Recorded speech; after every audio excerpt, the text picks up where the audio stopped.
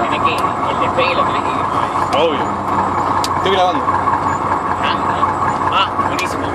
Estamos una vez más en mi primera experiencia en vuelo. Acá con el piloto Víctor y el copiloto Checho. Estamos por salir. Así que...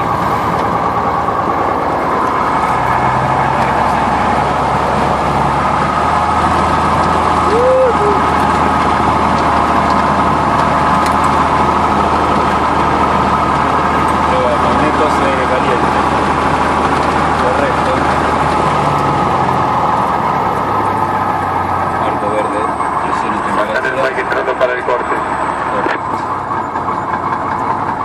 Amperímetro correcto. Corte de masa. Correcto. Mezcla. Correcto. Se va a ver trabado. Asientos trabados. Cinturones puestos. Flaps.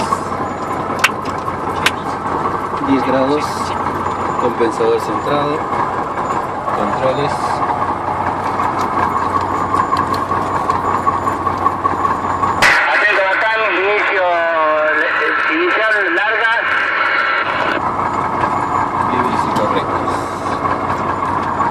Larga, vamos a esperar un cachito. Tenés una cabecera. Correcto, recibido.